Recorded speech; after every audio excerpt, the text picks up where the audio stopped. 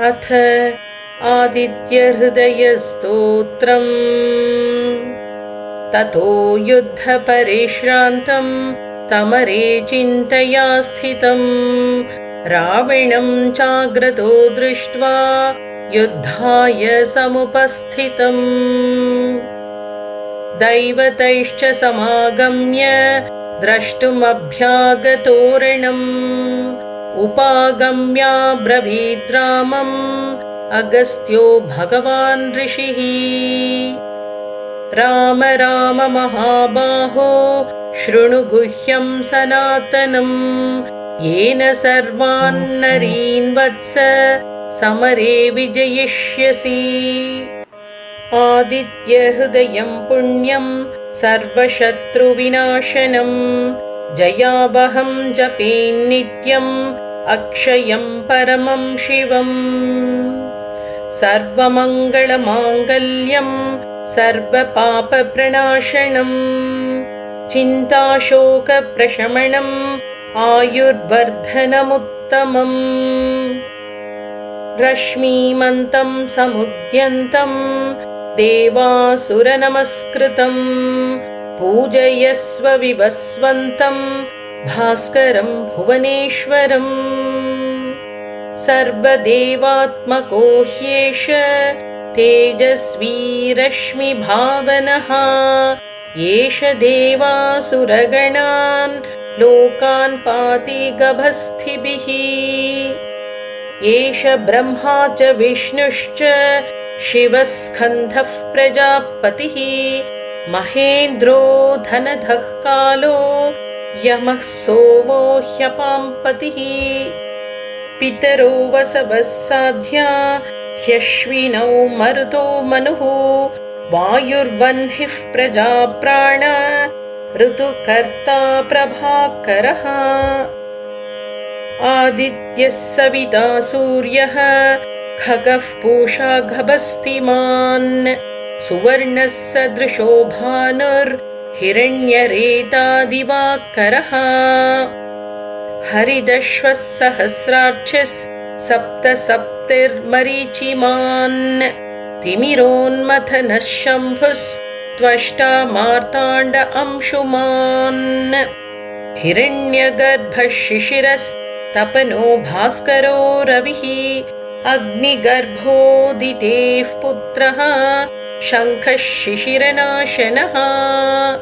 व्योमनाथस्तमोभेदी ऋग्यजुः सामपारगः घनवृष्टिरपामित्रो विन्ध्यवीथिप्लवङ्गमः। आतपी मण्डली मृत्युः पिङ्गलः सर्वतापनः कविर्विश्वो महातेजा रक्तः सर्वभवोद्भवः। नक्षत्रग्रहताराणाम् अधिपो विश्वभावनः तेजसामपि तेजस्वी द्वादशात्मन्नमोऽस्तु ते।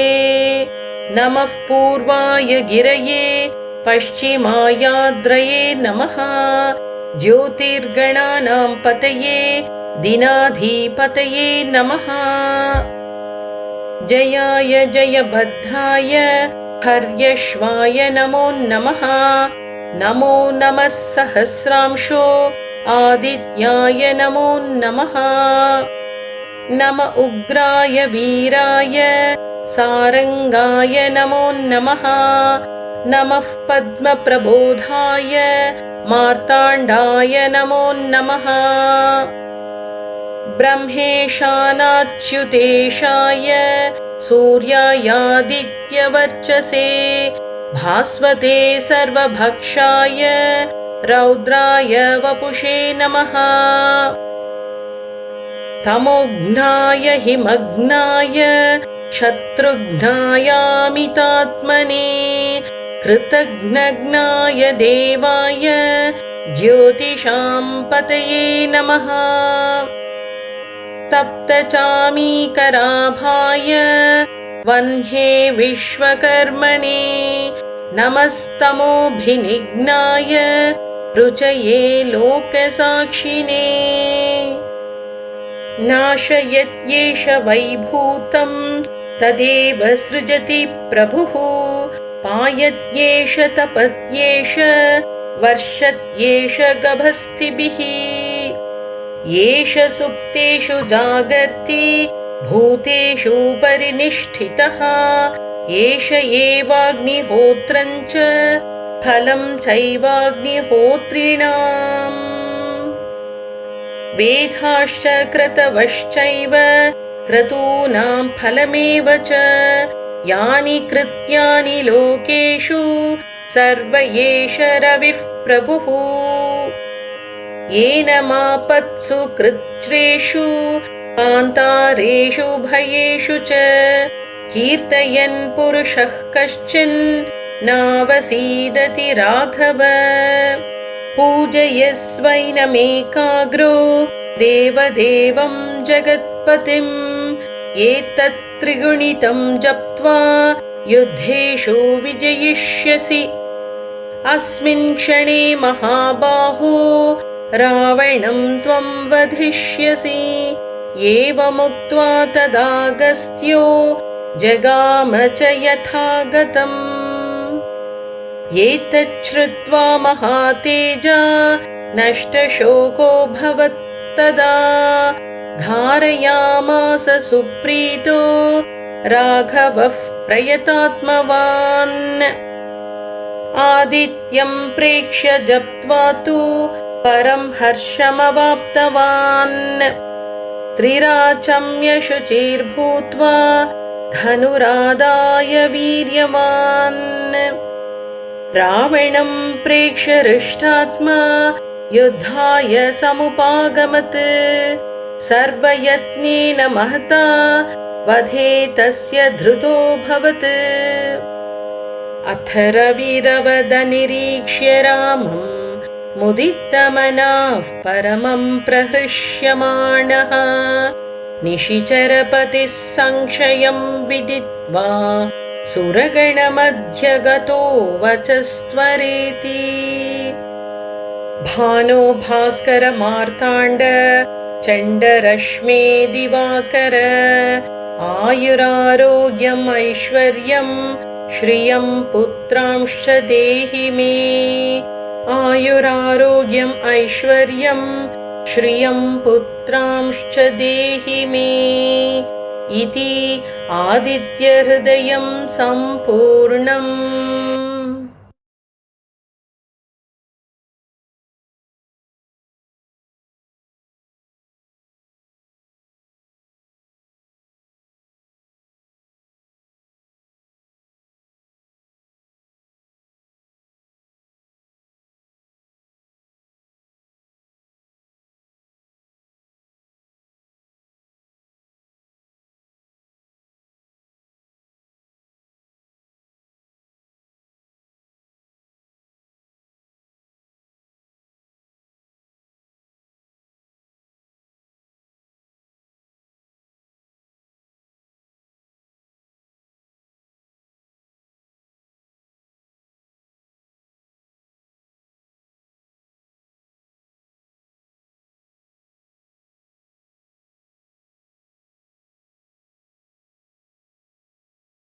अथ श्रीसूर्यमण्डलस्तोत्रम्। नमोऽस्तु सूर्याय सहस्ररश्मये सहस्रशाखान्वितसम्भवात्मने सहस्रयोगोद्भवभावभागिने सहस्रसङ्ख्यायुधधारिणे नमः। यन्मण्डलं दीप्तिकरं विशालं रत्नप्रभं तीव्रमनादिरूपं दारिद्र्यदुःखक्षयकारणं च पुनातु मां तत्सवितुर्वरेण्यम्। यन्मण्डलं देवगणैः सुपूजितं विप्रैस्तुतं भावनमुक्तिकोविदं तन्देवदेवं प्रणमामि सूर्यं पुनातु मां तत्सवितुर्वरेण्यम्। यन्मण्डलं ज्ञानघनं त्वगम्यं त्रैलोक्यपूज्यं त्रिगुणात्मरूपं समस्ततेजोमयदिव्यरूपं पुनातु मां तत्सवितुर्वरेण्यम् यन्मण्डलं गूढमतिप्रबोधं धर्मस्य वृद्धिं कुरुते जनानां यत्सर्वपापक्षयकारणं च पुनातु मां तत्सवितुर्वरेण्यम् यन्मण्डलं व्याधिविनाशदक्षं यदृग्यजुस्सामसुसम्प्रगीतं प्रकाशितय्येन च भूर्भुवस्वः पुनातु मां तत्सवितुर्वरेण्यम् यन्मण्डलं वेदविदो वदन्ति गायन्ति यच्चारणसिद्धिसङ्घाः यद्योगिनो योगजुषाञ्च सङ्घाः पुनातु मां तत्सवितुर्वरेण्यम् यन्मण्डलं सर्वजनैश्च पूजितं ज्योतिश्च कुर्यादिह मर्त्यलोके यत्कालकालाद्यमनादिरूपं पुनातु मां तत्सवितुर्वरेण्यम् यन्मण्डलं विष्णुचतुर्मुखाख्यं यदक्षरं पापहरं जनानां यत्कालकल्पक्षयकारणं च पुनातु मां तत्सवितुर्वरेण्यम् यन्मण्डलं विश्वसृजं प्रसिद्धम् उत्पत्तिरक्षप्रलयप्रगल्भं यस्मिन् जगत्संहरतेऽखिलं च पुनातु मां तत्सवितुर्वरेण्यम् यन्मण्डलं सर्वगतस्य विष्णोः आत्मा परन्धाम विशुद्धतत्त्वं सूक्ष्मान्तरैर्योगपथानुगम्यं पुनातु मां तत्सवितुर्वरेण्यम् यन्मण्डलं वेदविदोपगीतं यद्योगिनां योगपथानुगम्यं तत्सर्वं वेद्यं प्रणमामि सूर्यं पुनातु मां तत्सवितुर्वरेण्यम् सूर्यमण्डलसुस्तोत्रं यः पठेत् सततं नरः सर्वपापविशुद्धात्मा सूर्यलोके महीयते इति श्रीभविष्योत्तरपुराणे श्रीकृष्णार्जुनसंवादे सूर्यमण्डलस्तोत्रम्।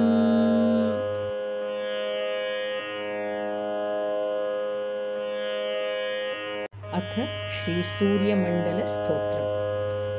नमोऽस्तु सूर्याय सहस्ररश्मये सहस्रशाखान्वितसम्भवात्मने सहस्रयोगोद्भवभावभागिने सहस्रसङ्ख्यायुधधारिणे नमः। यन्मण्डलं दीप्तिकरं विशालं रत्नप्रभं तीव्रमनादिरूपं दारिद्र्यदुःखक्षयकारणं च पुनातु मां तत्सवितुर्वरेण्यम्।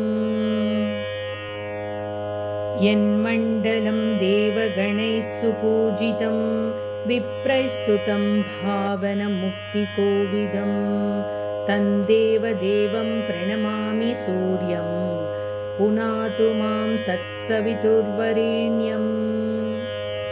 यन्मण्डलं ज्ञानघनं त्वगम्यं त्रैलोक्यपूज्यं त्रिगुणात्मरूपं समस्ततेजोमयदिव्यरूपं पुनातु मां तत्सवितुर्वरेण्यम्। यन्मण्डलं गूढमतिप्रबोधं धर्मस्य वृद्धिं कुरुते जनानां यत्सर्वपापक्षयकारणं च पुनातु मां तत्सवितुर्वरेण्यम्। यन्मण्डलं व्याधिविनाशदक्षं यदृग्यजुस्सामसुसम्प्रगीतं प्रकाशितय्येन च भूर्भुवस्वः पुनातु मां तत्सवितुर्वरेण्यम्। यन्मण्डलं वेदविदो वदन्ति गायन्ति यच्चारणसिद्धिसङ्घाः यद्योगिनो योगजुषाञ्च सङ्घाः पुनातु मां तत्सवितुर्वरेण्यम् यन्मण्डलं सर्वजनैश्च पूजितं ज्योतिश्च कुर्यादिह मर्त्यलोके यत्कालकालाद्यमनादिरूपं पुनातु मां तत्सवितुर्वरेण्यम् यन्मण्डलं विष्णुचतुर्मुखाख्यं यदक्षरं पापहरं जनानां यत्कालकल्पक्षयकारणञ्च पुनातु मां तत्सवितुर्वरेण्यम् यन्मण्डलं विश्वसृजं प्रसिद्धम् उत्पत्तिरक्षप्रलयप्रगल्भं यस्मिन् जगत्संहरतेऽखिलञ्च पुनातु मां तत्सवितुर्वरेण्यम् यन्मण्डलं सर्वगतस्य विष्णोः आत्मा परन्धाम विशुद्धतत्त्वं सूक्ष्मान्तरैर्योगपथानुगम्यं पुनातु मां तत्सवितुर्वरेण्यम् यन्मण्डलं वेदविदोपगीतं यद्योगिनां योगपथानुगम्यं तत्सर्वं वेद्यं प्रणमामि सूर्यं पुनातु मां तत्सवितुर्वरेण्यम् सूर्यमण्डलसुस्तोत्रं यः पठेत् सततं नरः सर्वपापविशुद्धात्मा सूर्यलोके महीयते इति श्रीभविष्योत्तरपुराणे श्रीकृष्णार्जुनसंवादे सूर्यमण्डलस्तोत्रम्।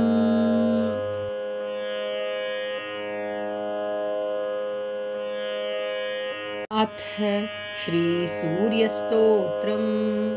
ध्यानं ध्यायेत् सूर्यमनन्तकोटिकिरणं तेजोमयं भास्करं भक्तानामभयप्रदं दिनकरं ज्योतिर्मयं शङ्करम् आदित्यं जगदीशमच्युतमजं त्रैलोक्यचूडामणिं भक्ताभीष्टवरप्रदं दिनमणिं मार्ताण्डमाद्यं शुभम्। कालात्मा सर्वभूतात्मा वेदात्मा विश्वतोमुखः जन्ममृत्युजराव्याधि संसारभयनाशनः ब्रह्मस्वरूप उदये मध्याह्ने तु महेश्वरः अस्तकाले स्वयं विष्णुर्त्रयीमूर्तिर्दिवाकरः एकचक्ररथो यस्य दिव्यः कनकभूषितः सोऽयं भवतु नः प्रीतः पद्महस्तो दिवाकरः पद्महस्तः परञ्ज्योतिः परेशाय नमो नमः अण्डयो निर्महासाक्षी आदित्याय नमो नमः कमलासनदेवेश भानुमूर्ते नमो नमः धर्ममूर्तिर्दयामूर्तिस्तत्त्वमूर्तिर्नमो नमः सकलेशाय सूर्याय शान्तेशाय नमो नमः क्षयापस्मारगुल्मादि दुर्दोषव्याधिनाशनम् सर्वज्वरहरं चैव कुक्षिरोगनिवारणम् एतत् स्तोत्रं शिवप्रोक्तं सर्वसिद्धिकरं परम् सर्वसम्पत्करं चैव सर्वाभीष्टप्रदायकम् इति श्रीसूर्यस्तोत्रम्।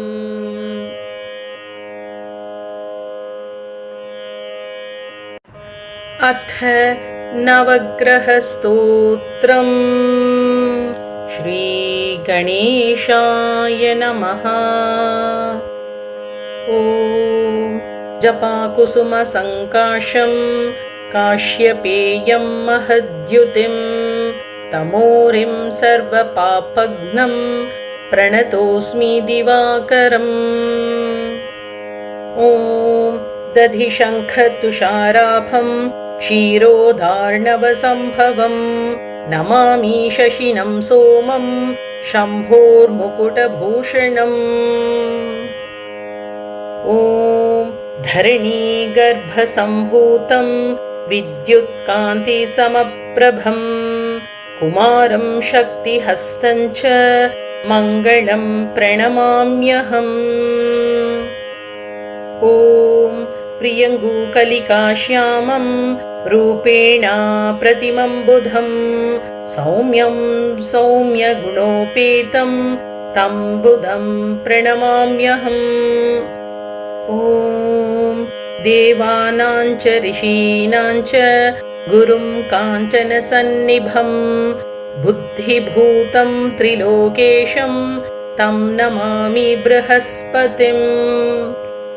ॐ हिमकुन्दमृणालाभं दैत्यानां परमं गुरुं सर्वशास्त्रप्रवक्तारं भार्गवं प्रणमाम्यहम्। ॐ नीलाञ्जनसमाभासं रविपुत्रं यमाग्रजं छायामार्ताण्डसम्भूतं तं नमामि शनैश्चरम्। ॐ अर्धकायं महावीर्यं चन्द्रादित्यविमर्दनं सिंहिकागर्भसम्भूतं तं राहुं प्रणमाम्यहम्। ॐ पलाशपुष्पसङ्काशं तारकाग्रहमस्तकं रौद्रं रौद्रात्मकं घोरं तं केतुं प्रणमाम्यहम्। इति श्रीवेदव्यासविरचितम् आदित्यादिनवग्रहस्तोत्रं सम्पूर्णम्।